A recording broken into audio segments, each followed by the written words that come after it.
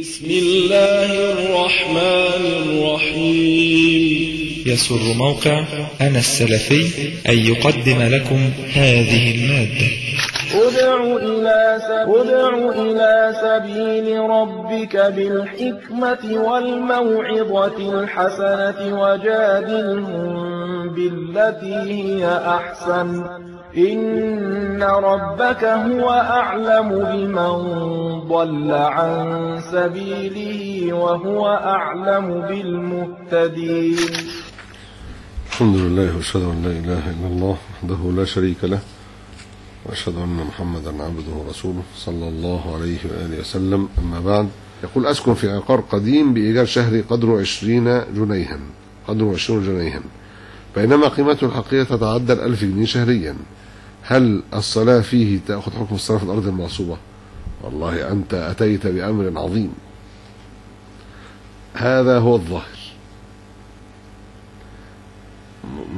مشكلة عظيمة، لأن الإيجار القديم غصب لحق المالك. إن طالب المالك بالخروج ولم يخرج وكان غير مضطر كان هذا في حكم الأرض المغصوبة، المنزل المغصوب.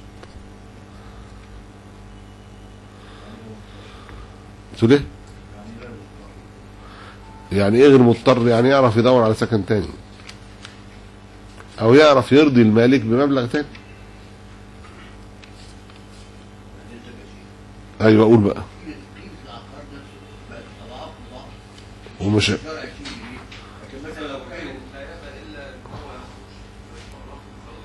خلاص يخرج. قيمة العقار نفسه زادت وقيمة الأجرة نفسها زادت فعلا. ممكن شقة في محطة الرمل، أنا أعرف شقة في محطة الرمل في شارع سعد زغلول ممكن تبقى الشقة ب5 جنيه و10 جنيه إيجارها في الشهر، وهو لو أجرها دلوقتي إيجارها ب3000 جنيه و4000 جنيه في الشهر الواحد. وحاجات كتيرة بهذا المنطق. في عمارات كاملة بتتأجر كلها تجيب للناس 80 جنيه في السنة، تجيب في الشهر 12 جنيه، 3 جنيه هنا و4 جنيه هنا، ولو هدوها هتجيب لهم ملايين.